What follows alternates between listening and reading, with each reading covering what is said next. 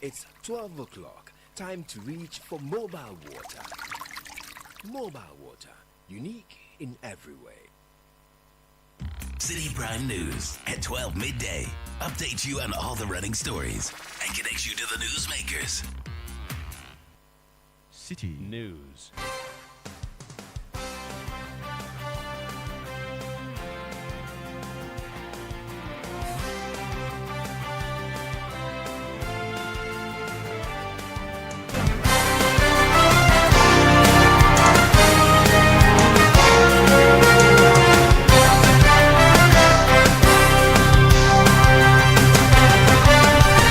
It's midday. Hello, good afternoon, and welcome to the Citi Prime News. We're coming to you live from our studios at number 11, Dr. Martin Loop in Adabraka, Accra. My name is Ajwa Tinkrama Domina. Coming up, Mahama government sets up technical committee to resolve looming power crisis following concerns of Ghana's depleting fuel stock.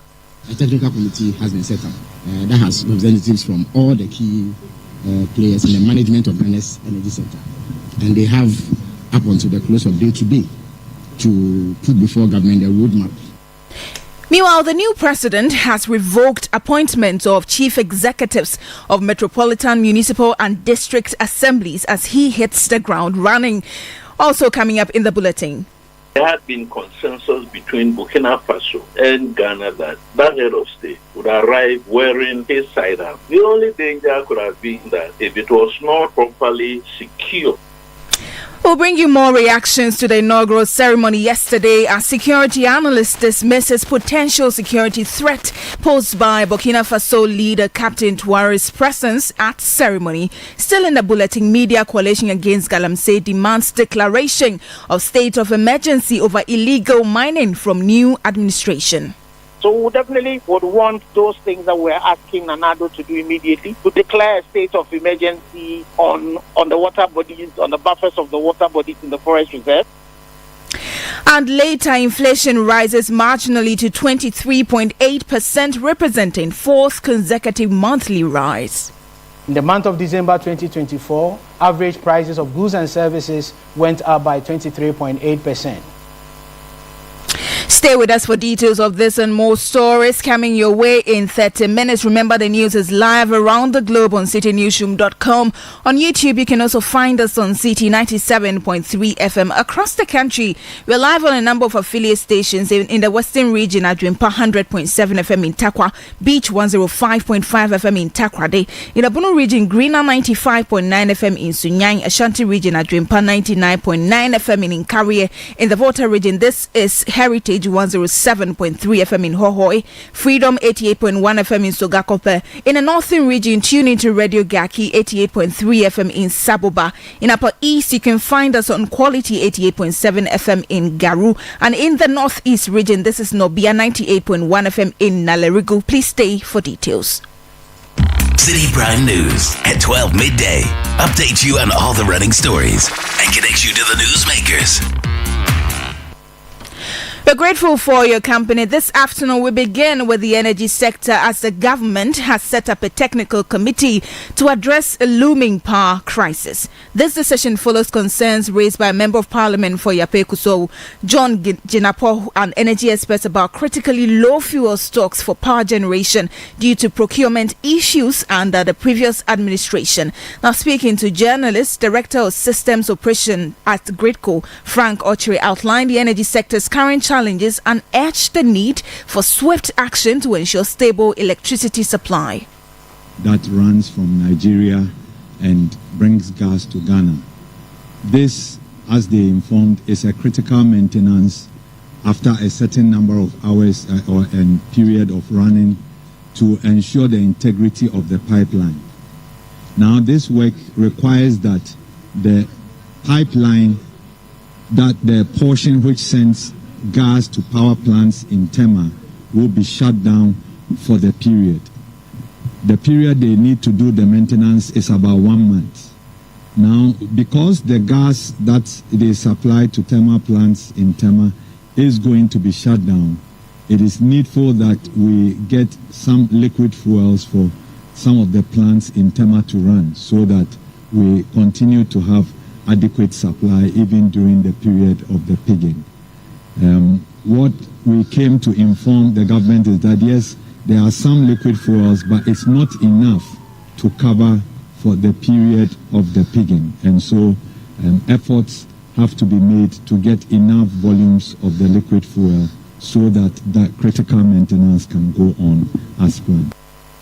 So that's the Director of Systems Operations at the Ghana Great Company, Greatco, Frank Ochre. Meanwhile, the acting spokesperson to the President, Felix Kwakye, speaking after a meeting with industry players, says the newly formed technical committee has until the end of today to present solutions. Government has been briefed in order to address the situation, because we know that it is pretty urgent. A technical committee has been set up that has representatives from all the key players in the management of Ghana's energy sector, and they have up until the close of day today to put before government a roadmap on what exactly needs to be done and how it can be done. So you can rest assured that government is taking the matter seriously and will do what has to be done in order to avert any difficulty for the people of Ghana. It needs to be stressed that the pigging exercise, or if you like, the maintenance exercise on the pipeline, should have been carried out in October of last year. Government then, the MPP government, requested that they shift it to January 20th in order that they will have sufficient time to procure the alternative fuels, that is the liquid oils, to power the thermal plants within the period that gas will not be available. At least in about 2 national security briefings that the then president-elect held with the present government, he asked about the status of the procurement of oils, and he was given firm assurance by the then government that they had put mechanisms in place to resolve the situation, that there will not be the difficulty that we are talking about today. It does appear that that promise was not kept, and therefore the responsibility has shifted to the present government. But President Mama is alive to the task, and adequate responses will be fashioned to address this particular concern. You heard acting government spokesperson Felix Kwakye Ofosu. Now, President John Mahama has revoked the appointments of all metropolitan, municipal and district chief executives, MMDCs, a statement signed by the executive secretary to the president, Dr. Callistus Mahama, directed coordinating directors of the respective assemblies to run the offices until the new appointments are made. My colleague Akosi Ochre has this intel from the office of the president, and she joins us with details. Akosi, good afternoon. Thank you for joining us. What can you report? Okay, Ajwa, it's already a busy morning for the office of the president after that meeting with key stakeholders of the energy sector over the shortage of crude and other sources of power generation. We know that the Director of Systems Operations at Greatco and some technical team members have already been put up to address the issue and come up with some solutions by the close of the day. And another key decision that has been taken by the Office of the President is the revocation of appointments, the MMDCs. And this letter was written to the Chief Director, the Ministry of Local Government, Decentralization and Rural Development. Now, if I just take you through the statement, it says, in accordance with the powers vested in His Excellency John Mahama under the provisions of the Local Government Act 2016 Act 936, as amended by the Local Government Act 2017, the following appointments have been revoked effective today, January 8, 2025. Now, one is the Chief Executive of Metropolitan, Municipal and District Assemblies. And then the second is the Assembly members appointed pursuant to the relevant sections of the Act. Now, Ajwa, we know that the President has the mandate under the 1992 Constitution of the Local Government Act 1993, which gives the President the power to make these appointments related to local government. And the District Chief Executives, the President would appoint the District Chief Executive for each district after the revocation. So the approval of the District Chief Executive will be by at least 2/3 of the District Assembly. They would approve the District Chief Executive. And then the District Chief Executive is the chairman, who would be the District Assembly's Executive Committee and the Central Government Chief Representative in the district. So in some few days, we know that the President is expected to make some key decisions with relation to the local government. But in the interim, the respective coordinating directors of the various MMDAs are directed to resume responsibilities as acting chief executives until appointments are made as well. Very well, thank you so much. That's my colleague Akosia Ochi taking us through that statement from the office of the president. Away from that now, the Media Coalition Against Galamsey has urged President John Dramani Mahama to declare a state of emergency on illegal mining following commitments made during the 2024 election campaign. Several candidates, including John Mahama and Dr. Mahamudu Bawumia, had pledged to address the Galamsey menace. Lead convener for the group, Kenneth Ashibe, tells City News the coalition expects the president to honor his commitment by taking decisive action to curb illegal mining and hold offenders accountable.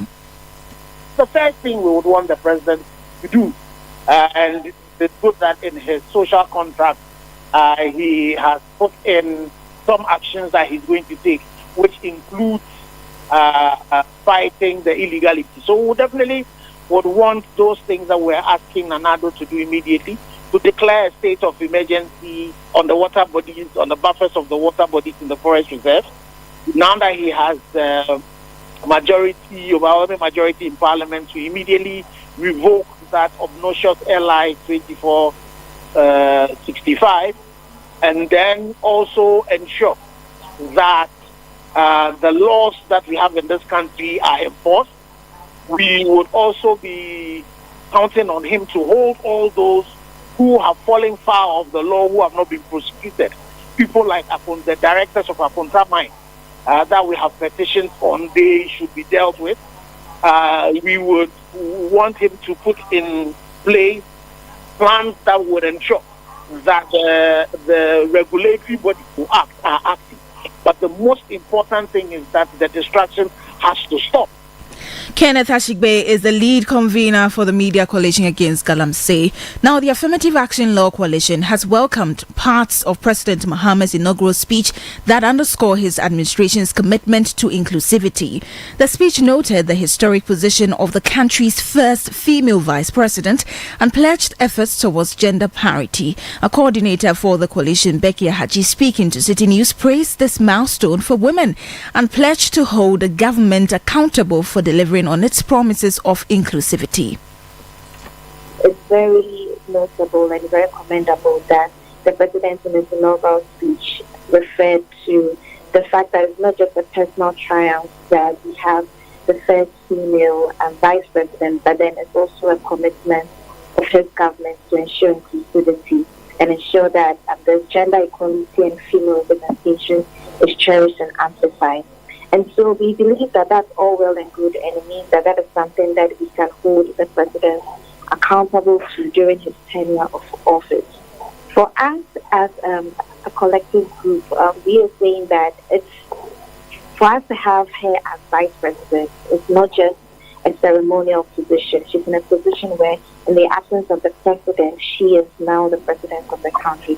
She's in a position where the Constitution makes her a member of cabinet, makes her a member of a National Security Council, a very key decision-making spaces in this country. And we think it's very commendable that this glass ceiling has been broken, and then now headship is not only going to be ascribed to men only, and a window has been opened where we can now see it becomes the norm in this country, where you can see both male and female at the helm of affairs, steering governance, and making decisions that will impact not just one half of the population, but the entire population. Meanwhile, the coalition has described this administration as a listening government following the 7 new appointments to the presidency, with 2 women making the list. The coalition is glad. If you remember, we had this conversation where the coalition put out a statement with the previous appointment, which had no inclusivity. But we are glad because it means that this is a listening government, and they took our feedback. And in this new appointment, we've seen that 3 women have been appointed, which is at least the 30% that the law, the Affirmative Action Law prescribes. And so we are very glad, and we are hoping that with the ministerial appointments that are going to come up, with the appointments, the state bodies, and the federal appointments, and any other appointment power of the president, just as Section 14 of the Act that grants you're going to see that there is key representation of women in these places. And so we commend the president. So we are not only we're not only glad, but we commend the president for this new appointment, which has these 3 women as part of the 8-member team, which is very commendable. Coordinator of the Affirmative Action Law Coalition, Becky Ahaji. You're still listening to the Citi Prime News. When we return, security analyst dismisses potential security threat posed by Burkina Faso leader Captain Touaré's presence at inaugural ceremony. We have details of this and other stories coming up shortly. Please stay. Citi Prime News at 12 midday. Update you on all the running stories and connect you to the newsmakers. Channel 1 TV is live on DSTV, GoTV, and HD+. On DSTV, find us on Channel 363. On GoTV, we're on Channel 117. And on HD+, get us on Channel 108. On a digital TV, run a new search. But take note that without an antenna, you cannot access Channel 1 TV. Channel 1 TV can be accessed on any free-to-air digital box, like the DSTV and HD+ boxes. Channel 1 TV, telling your story, empowering change. It's time to reset yourself and everything else around you for success in the new year. Tune in to the Effective Living Series 2025 this January on Channel 1 TV and 97.3 Citi FM. Start your year with insightful discussions and expert tips on personal growth, health, success, and more. From the 6th of January, join Apioko and Caleb Kuda engage our guests with various expertise on the Effective Living Series for a comprehensive guide to resetting your life in 2025. Week 1 kicks off with personal reset. Week 2 focuses on resetting your personal economy. Week 3 is all about resetting your health. Week 4, resetting business, calibrate, remodel, and rebuild. Catch the Effective Living Series live on the Citi Breakfast Show on 97.3 Citi FM and Breakfast Daily on Channel 1 TV, Monday through Thursday. Don't miss out on transforming your life for the better every week only on Channel 1 TV and 97.3 Citi FM. The Effective Living Series 2025 is powered by Channel 1 TV and 97.3 Citi FM and is proudly sponsored by Hallmark Cafe. Hallmark Cafe, delight in every sip and bite.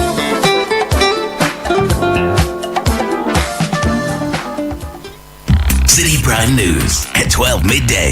Update you on all the running stories and connect you to the newsmakers. Welcome back to the bulletin. Let's bring you some other stories. Security analyst Colonel Festus Abwaje, retired, has expressed optimism about reuniting ECOWAS member states amid tensions. His comment followed the attendance of Burkina Faso's leader, Captain Ibrahim Touaré's at John Mahama's swearing in, despite Burkina Faso, Mali and Niger signaling intentions to leave the bloc. Now, speaking to Citi News, Colonel Festus Abwaje noted that President Mahama's capacity to foster dialogue could play a vital role in mending relations and restoring trust in the region. The significance of Captain Traoré in Ghana is probably the most significant of all the people who came.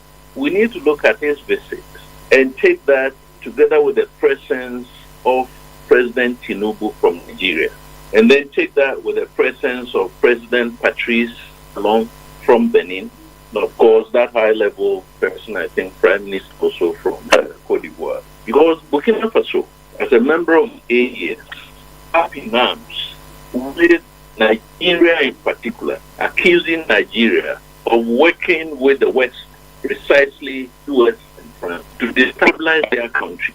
The two of them were under the same tent yesterday. It shows in one breath the diplomatic skills, and I'll have to give the credit to President John Mahama, because everybody who came because of him, what they knew of him, what they expect of him. So it looks like there are expectations of him trying to reconcile this broken ECOWAS, and having Captain Traoré here and having Tinubu here, having Patrice Talon here, I think is a fair step. Colonel Festus Abuaji also dismissed public concerns about Captain Tuare's approaching President Mahama visibly armed during the inauguration ceremony. He explains that the occurrence was routine, with security protocols from both nations being informed and adequately prepared in advance.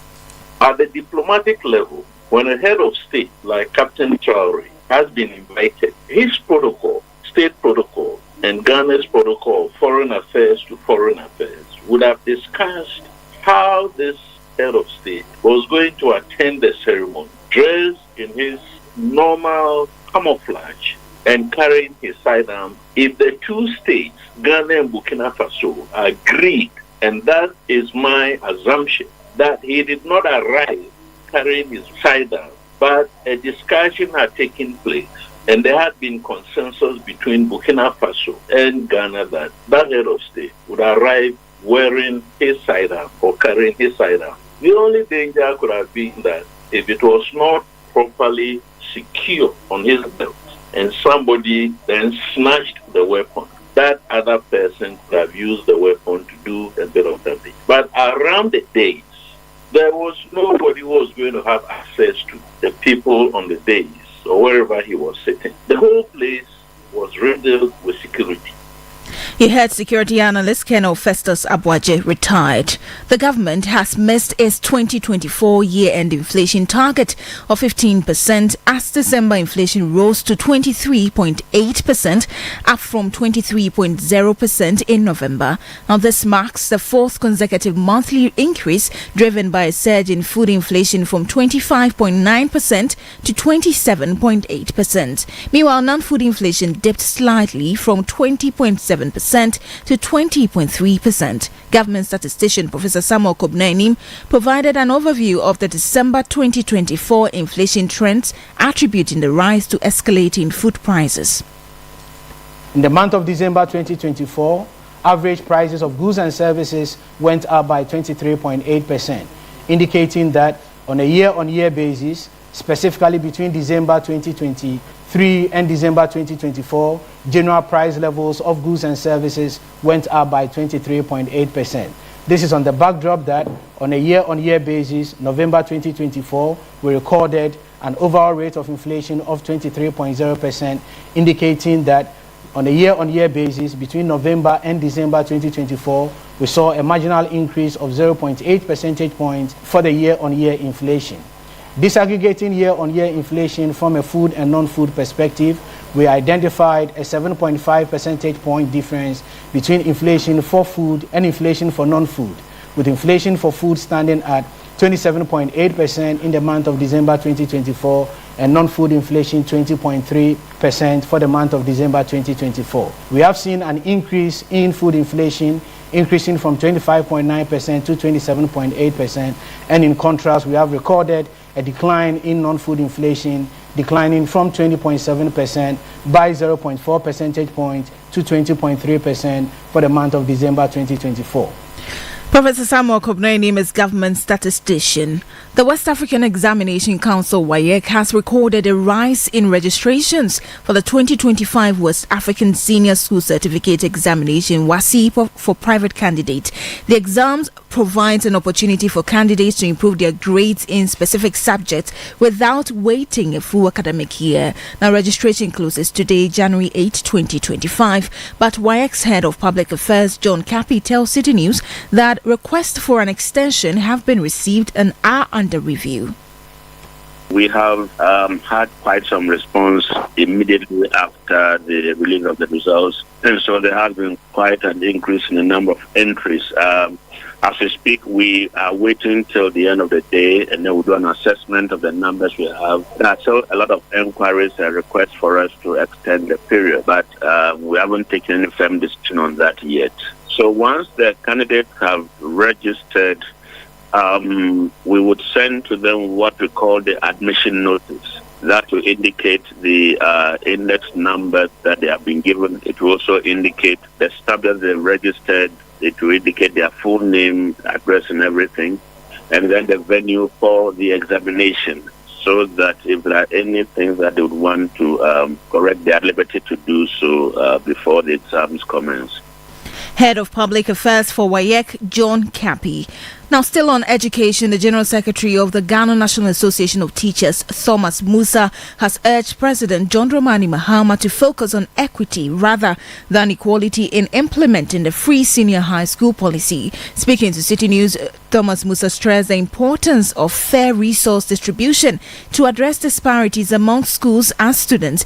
He believes such measures are crucial for achieving sustainable improvement in Ghana's education system. Plus is the issue of the free SHS. Nobody can take it for granted. And from when the free SHS started as far back as 2017, we were for it. But we recommended that we need to do what we call the equity and not the equality. Equity simply means that those who cannot pay, let them go free. And parents who can pay, let us put systems in place so that they can pay. The reason being to enable us do what we call sustainable kind of education for everybody. Because if you do the equality principle, meaning that shared for everybody to get some, that is why we are where we are today. You heard the General Secretary of the Ghana National Association of Teachers, NAT, Thomas Musa. Away from that now, contract staff of the National Identification Authority, NIA, involved in Ghana card registration for children under 15 are demanding overdue payments for October and November 2024. The group known as Team One Nationwide says efforts to address the issue with the NIA leadership have been unsuccessful. Now, speaking to Citi News, the group spokesperson Matilda Sri expressed frustration, noting that while other teams have received their wages, they remain unpaid without any formal communication from the authority. In Team 1, because the work was a collaboration between NIA and Health Insurance, and the NIA said that Health Insurance is taking care of Team 1 and they will take care of Team 2 and Team 3. So because of that, they will pay Team 2 and 3 or 4. But we in Team 1, Health Insurance is the one who will pay us per their agreement with Health Insurance. So we were working and we were home. So in December, we were expecting our salaries, that our salaries would drop. But along the line from somewhere 10th December, those of our colleagues in Team 2 and Team 3, they received their salary. And we didn't receive our salary from Team 1. We made calls to the head office, NIA head office, management to ask why our salary hasn't been, we've not gotten an alert of our salaries.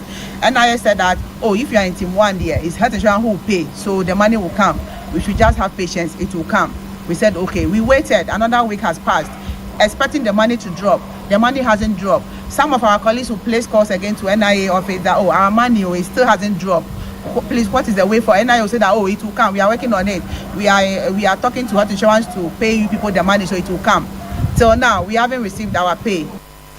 You heard a spokesperson for the contract staff of the National Identification Authority, Matilda Tree. Moving on now, the Paramount Chief of Keta, Togbi James Oklu V, has expressed disappointment in former President Akufo-Addo administration for not fulfilling its promise of constructing the Keta port. Although work on the project began in 2019 with the appointment of a director, the office buildings remain at the foundation stage. Speaking to Citi News, Togbi Oklu criticized the lack of progress and urged President John Mahama to continue the project and create jobs. Former President John Kufuor, and by then the Minister for Fisheries was Gladys Asna. We cut a sword at Keta here at Ajido, and they said they were building a mini fishing port for us over here with some facilities. We waited, and that government left power. Nothing has been done. I have said it that I don't want to go into politics too much. We chiefs, we don't play politics. So this one too, they've said it. We've been going to workshop. We had meetings with the government officials, and along the way, it was recently they've started doing the office work. Before it was containers they put up over there. My expectation is work will have been much more than this one. You heard the Paramount Chief of Keta, Toby James Oklu V. And that brings us to the end of today's edition of the Citi Prime News, which has been live from our studio at number 11, Dr. Morty Loop in Adabraka, Accra. Visit citinewsroom.com for more stories. My name is Ajua Tinkrama Adomna. Thank you for listening. Good afternoon. City News. We speak first. Reach our hotline on 0302 224959 and get interactive on Facebook, Citi 97.3 FM, and on Twitter at Citi 973. Channel 1